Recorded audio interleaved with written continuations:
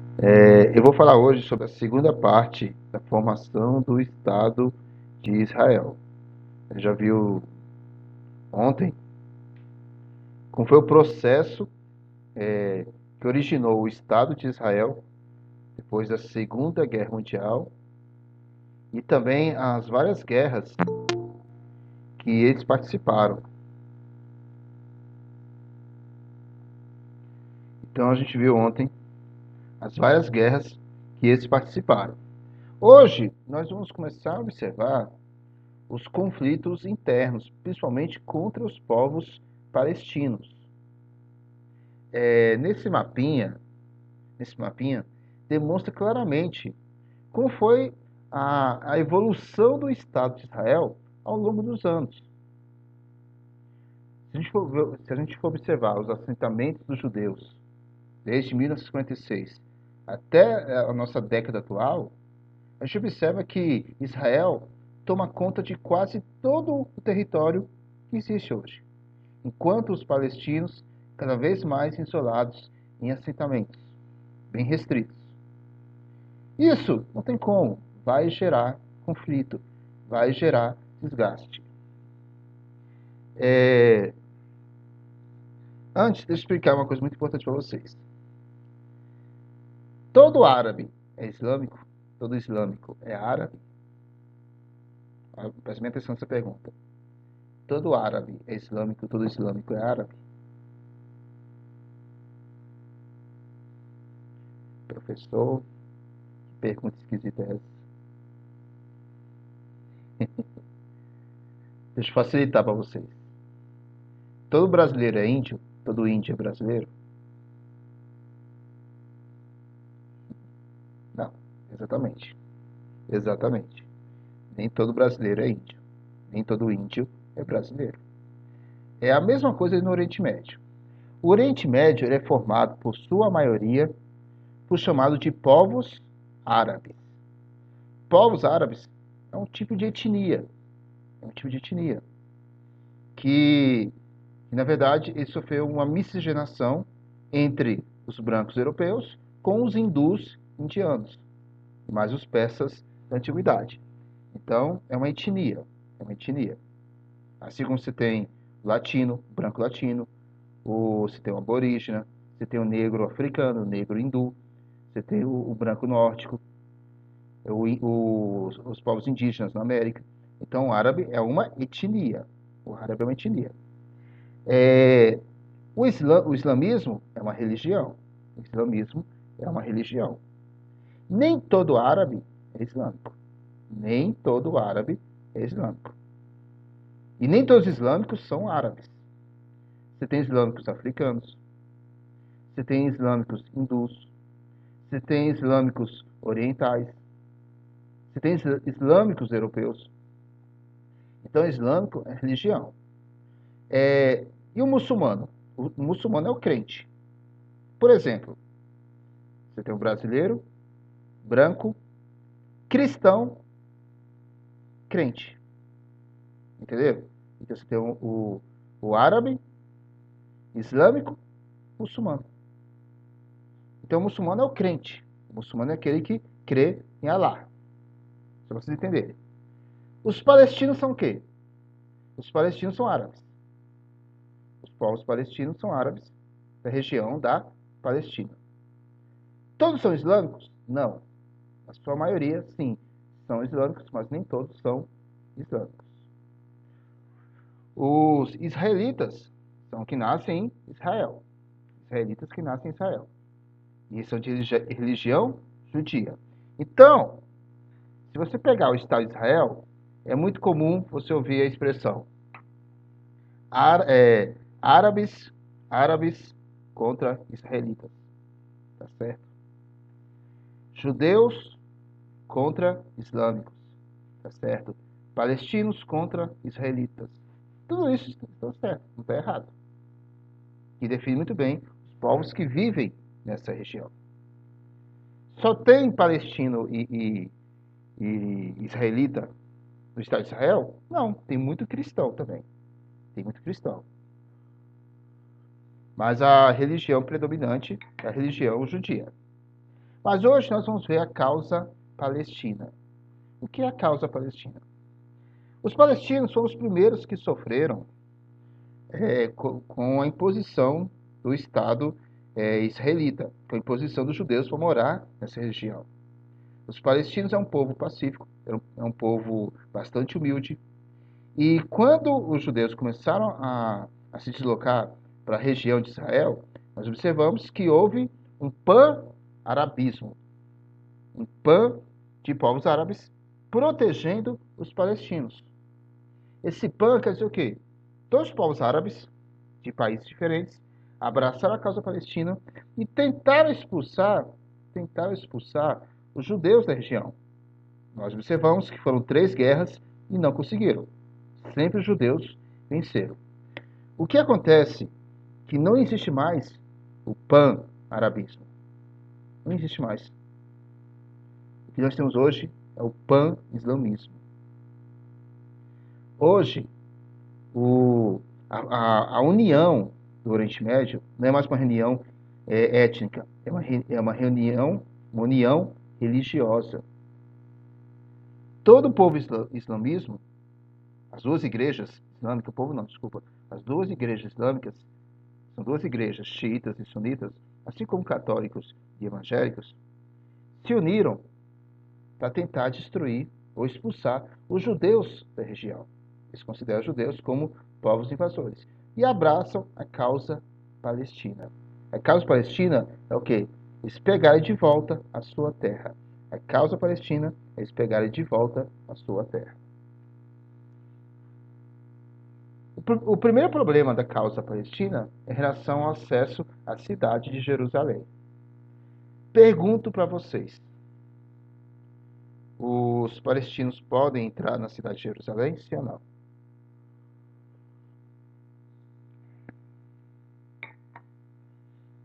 Os palestinos podem entrar na cidade de Jerusalém, sim ou não?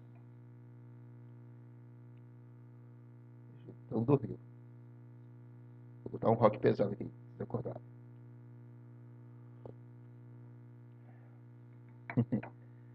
Vamos lá, gente. Olha só. Quem controla a cidade de Jerusalém? Quem controla a cidade de Jerusalém? São os judeus ou são os palestinos?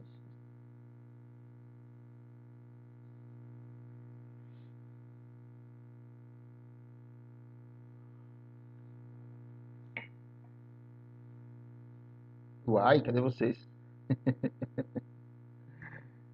Olha só, olha só. A cidade de Jerusalém, ela é dividida em vários bairros. Você tem um bairro somente de judeus. Você tem um bairro somente de palestinos, árabes. Você tem um bairro somente cristão. Você tem um bairro somente cristão. O que acontece? A maioria que mora em Jerusalém, 90% são judeus. Então, praticamente, os judeus controlam a cidade de Jerusalém, a capital. Esse bairro judeu, esse bairro palestino, é um bairro exprimido, bem no centro da cidade. São aqueles palestinos, vamos dizer assim, os mais ricos, que conseguiram se manter dentro de Jerusalém. 90% dos palestinos não moram em Jerusalém. Moram em cidades ou vilas em torno de Jerusalém, principalmente assentamentos bastante pobres. O que acontece? Os palestinos que moram dentro da cidade de Jerusalém, eles não têm uma vida controlada, eles têm uma certa liberdade. Os palestinos que moram dentro da cidade de Jerusalém, eles têm uma certa liberdade. Mas a grande maioria dos palestinos que vivem fora de Jerusalém, para ter acesso à cidade, tem que passar por barreiras. Barreiras de revistas, barreiras que tem que comprovar quem ele é, através de entrega de documentos, para conferir no computador. Então, diariamente, o acesso à cidade de Jerusalém tem filas enormes de palestinos. Muitas vezes você precisa ir no banco. Né? Tem que pegar uma fila gigantesca para pedir acesso, para comprovar quem você é. Se você tiver ficha suja, de repente você demonstra que você já participou de um grupo terrorista, que já vou demonstrar, você não entra. Você não entra, você é barrado na entrada da cidade. Se você de repente está carregando uma maleta muito grande, ou então você recusa ser revistado, você como palestino, você não entra. Você não entra na cidade. Então, a primeira, assim, o primeiro motivo que gera a causa dos palestinos é o acesso à cidade de Jerusalém, que é a capital. Eles têm um acesso muito controlado. O segundo motivo, em relação aos assentamentos. O que acontece? O que acontece? Israel continua desenvolvendo, crescendo. Os povos judeus continuam crescendo. Mas, como os povos judeus começam a crescer, Israel simplesmente resolve tomar as terras dos palestinos para construir novos bairros de judeus, cada vez mais diminuindo o território palestino. Enquanto a gente vê que o crescimento dos judeus sempre são muito bem planejados, sempre são cidades muito bem organizadas, bairros bonitos, com toda a infraestrutura necessária, prédios bonitos, já, se você vê o crescimento dos palestinos, como fossem favelas periféricas. O Estado israelita só concentra toda a sua infraestrutura nos bairros judeus. Então você tem essa diferenciação clara, nítida, em que os bairros judeus crescem, mas sempre de forma planejada, desenvolvida, e os bairros palestinos também crescem, mas de forma o quê? Amontoada, periférica, sem ajuda. Então esse é outro motivo para a causa palestina. Primeiro é o acesso à cidade. O segundo é o crescimento esse desigual. Terceiro motivo, muros. O que são muros? Muitas vezes, quando você tem um bairro palestino que está crescendo e um bairro judeu que também está crescendo, e estão muito próximos, simplesmente resolve construir um muro para separar os dois povos. É como se construísse um muro entre o Riacho Fundo e Taguatinga e controlasse o acesso de vocês para o Taguatinga Shopping. Como se construísse um muro no Guará e controlasse o acesso de vocês para o Parque Shopping. Já pensou? Não é constrangedor? Vocês viverem enjaulados? Então, outra coisa que deixa a população palestina muito revoltada, o terceiro motivo para a causa palestina, é simplesmente essas construções de muros dividindo. Cada vez mais fazendo essa segregação. Foi assim, como se fosse proibido misturar. Não podem brincar, não podem praticar esportes, não podem se relacionar, amizade, namoro, cada vez mais separando, sempre um muro dividindo os bairros. Essas três causas vão levar à formação da OLP, Organização pela Libertação da Palestina. Essa é uma bandeira palestina.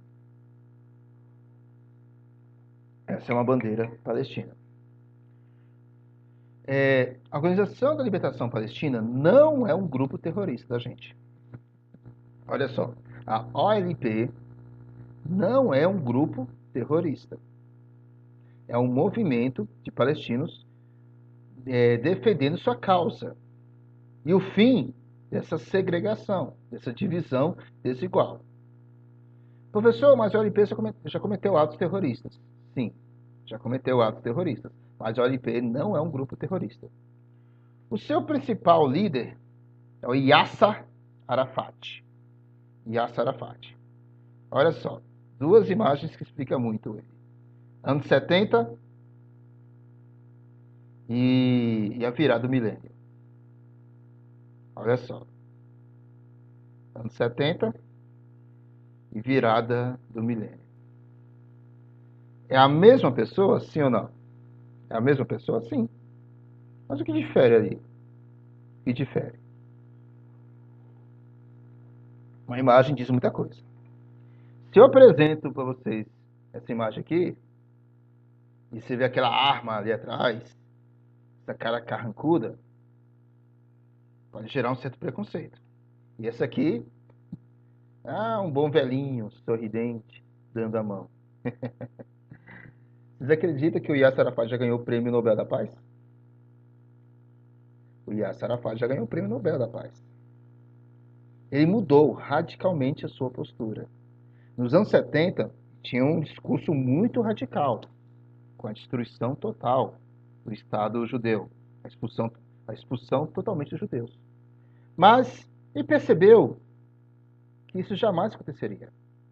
Ele percebeu que nunca haveria essa expulsão dos judeus.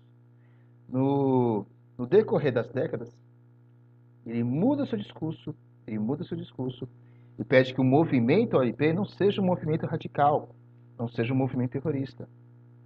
E que a causa palestina seja para quê? Para conquistar também territórios com uma boa infraestrutura. Que o crescimento seja planejado. Mas ele não pede mais a destruição, pelo contrário, ele pede a união dos povos judeus e os povos israelitas. Mas com isso, tem gente que vai concordar com ele e tem gente que vai discordar dele. E vai nascer dois grupos terroristas. Um bem radical e o outro moderado. Aí, professor, existe grupo terrorista moderado? Sim. Um é bem radical e o outro é bem moderado. Esse grupo, à esquerda, que está mais verde, é chamado de Hamas. É o grupo mais radical. O grupo à direita, que tem essas duas mãos aí tocando, é chamado de Fatah. Ele é mais moderado. A OLP se aproximou muito do Fatah. O Hamas não. O Hamas, eu vou explicar já o que aconteceu com ele.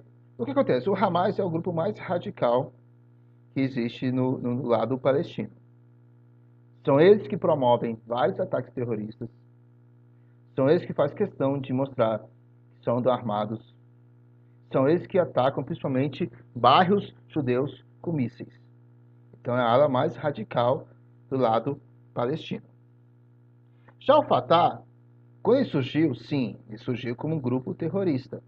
Mas hoje o Fatah é um partido político. Eles abandonaram as armas, assim como o IRA na Irlanda, o ETA na Espanha, as Farc na Colômbia estão abandonando as armas, se transformando em grupos políticos. O Fatah nasceu como um grupo terrorista, mas abandonou as armas e apoiou a eleição de Yasser Arafat como autoridade máxima do Estado palestino. Mas Yasser Arafat, infelizmente, morreu. Então, o Hamas é a ala mais radical. Fatah é a ala mais moderada, que deixou de ser um grupo terrorista e se transformou em um partido político. Mas o que acontece? Vai nascer o chamado Intifada. A Intifada, vamos dizer que é a rebelião mais simbólica, mais icônica que existe no Estado de Israel. O que é Intifada? Simplesmente crianças e adolescentes convivendo com essa desigualdade, cansado de tanta desigualdade.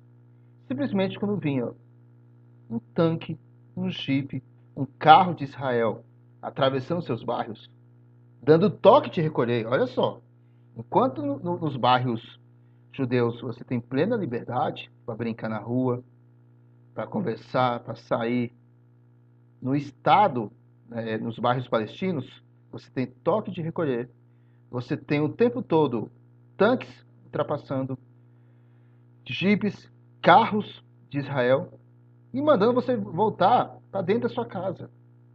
Essas crianças revoltadas com esse enquadramento, com esse controle, essa falta de liberdade, simplesmente começaram a atacar pedras, começaram a atacar paus, começaram a enfrentar os soldados israelitas.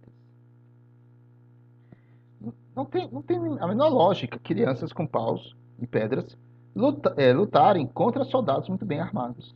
Não tem a menor lógica. Mas o movimento intifada foi crescendo, crescendo, crescendo. De repente você tinha terroristas infiltrados dentro do meio dessas crianças, dentro do meio dos adolescentes. Enquanto você passava com um jipe e via as crianças tacando pedra e você só fechava o seu vidro blindado para não levar uma pedrada, de repente você será surpreendido com uma granada explodindo no seu carro. Então, de repente, começou a aparecer terroristas dentro do grupo das crianças. Esses grupos terroristas aproveitaram a situação, achando que os soldados jamais revidariam com as crianças. Até que um dia, um soldado, isso foi gravado, mas eu não vou mostrar para vocês, um soldado reagiu a uma criança, dando um tiro bem no meio da cabeça da criança. Aí estourou o chamado a Guerra da Intifada, em que toda vez que o Estado de Israel entrava em bairros palestinos, eram recebidos não só com pedradas e com pauladas, agora também com tiros e com balas. Então, toda vez que passava um carro, tinha um grupo de crianças, os soldados reagiam. Os soldados falaram, eu não vou pagar para ver. E reagiam, matando crianças. E nos anos 90, diariamente, principalmente nos jornais aqui no Brasil, Jornal Nacional, era muito comum você ver os palestinos revoltados carregando corpos de crianças, chorando e aumentando ainda mais o ódio.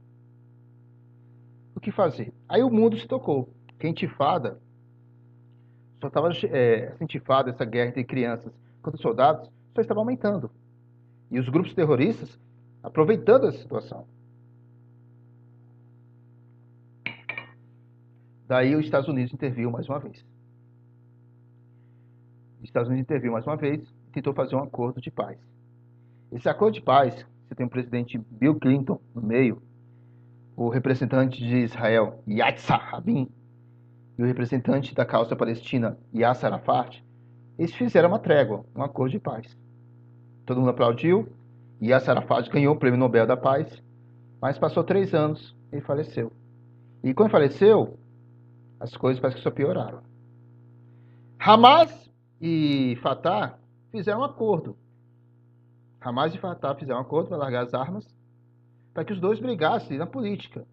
O que acontece é que o atual ministro de Israel, o Benjamin Netanyahu, ele é muito radical. E está se afastando desse acordo de paz que foi feito com a intervenção dos Estados Unidos.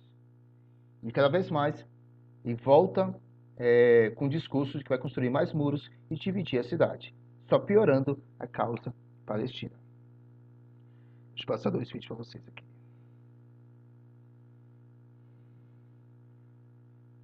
Estão vivos ainda? Acordaram? Deixa eu passar aqui. Uma pergunta para vocês, antes de passar esse vídeo. Vocês acham que tem um lado certo nessa situação aí? Quem está certo? Quem tem mais direitos? O que deveria ser feito? O que vocês acham?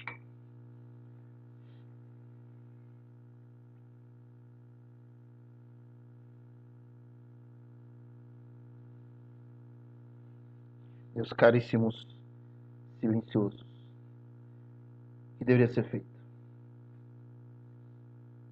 Só Jesus na causa? Acho que um acordo ajudaria ambos. Ter paz. Mas como é que se constrói a paz? Como se constrói a paz? Vamos pegar um exemplo aqui no Brasil. Como se constrói a paz entre comunidades pobres do Rio de Janeiro com a Polícia Militar do Rio? Como se constrói a paz?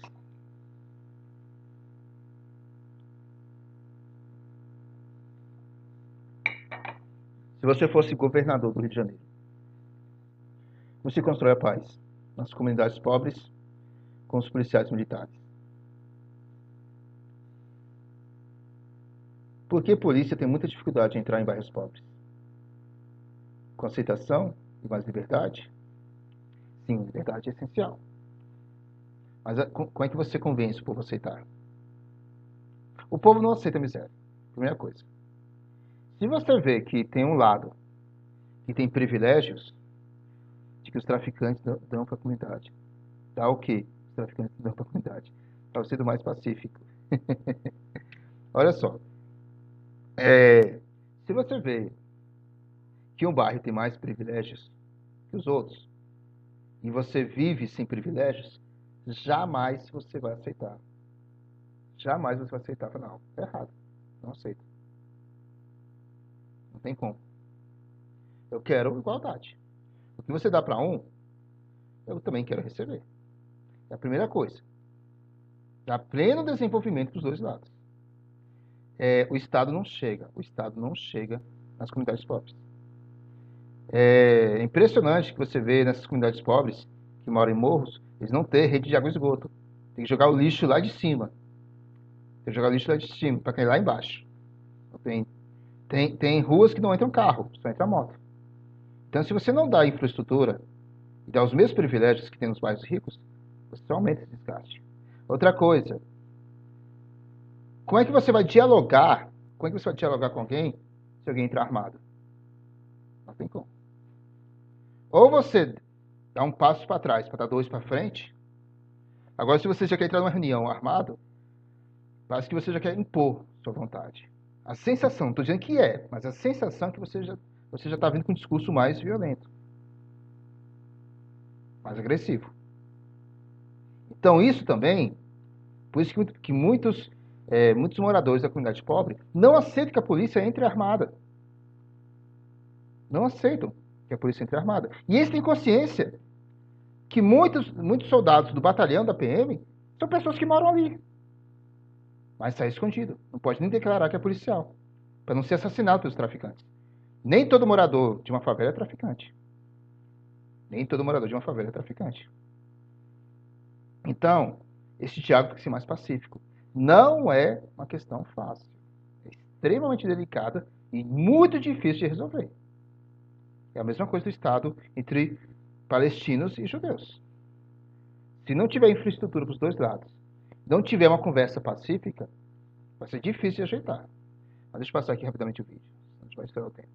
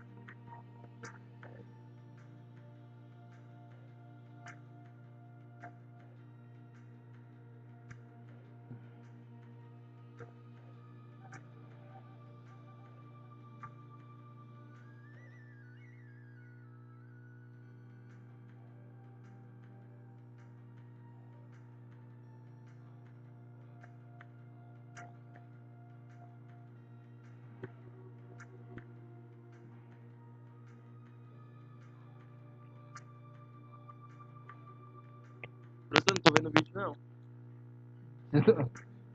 Uai! Vocês não estão vendo o vídeo, não, gente? Perdão. Deixa eu passar de novo. Só react de você ver. Eu esqueci de colocar no. Valeu por ter avisado. Deixa eu botar aqui e voltar.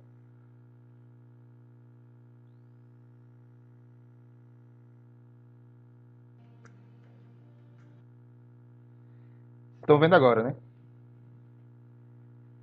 Tô vendo.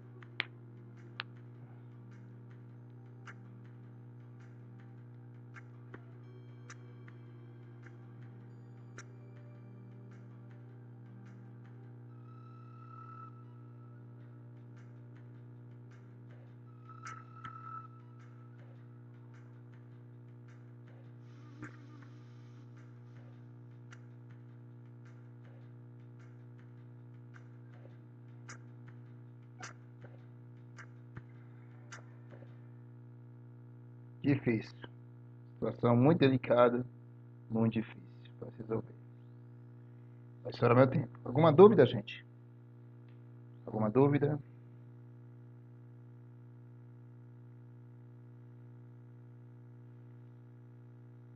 Certinho? Os soldados eram o quê? Era o palestino ou era o Os soldados, palestino, né? os que estavam jogando pedras, as crianças, aquela população, eram palestinos. Os soldados, boa parte dos soldados, que mostrou também soldados palestinos, mas a maioria dos soldados ali eram judeus. E você vê que os bairros são bem pobres. Vou falar já já o papel da ONU. Os bairros são bem pobres, principalmente são assentamentos palestinos. Ali são imagens da intifada, né? Quando os soldados entram e a população reagindo com pau e pedra. Começou com crianças, de repente, boa parte da população estava envolvida. A ONU o tempo todo tenta intervir, mas através somente da diplomacia. A Israel parece mais um afilhado dos Estados Unidos. Os Estados Unidos sempre falam para a ONU, não, pode deixar que eu resolvo. Você vê que o tempo todo os Estados Unidos está entrando e tentando dialogar com os dois lados. Depende muito dos presidentes. Bill Clinton e Barack Obama tinham um discurso mais conciliador com os dois lados. Já o George Bush e o Donald Trump têm um discurso mais de que não, tem que acabar com essa violência, tem que matar os terroristas. Só que nenhum dos dois lados consegue resolver. E os Estados Unidos não deixa a ONU intervir na situação. Então a ONU fica muito por fora. Você fica no papel da diplomacia. Não consegue nem mandar suas tropas para tentar manter a paz. É uma situação muito delicada, difícil de resolver. E já está levando o quê? Já tem 70 anos nessa situação. Mais alguma dúvida? Mais alguma dúvida?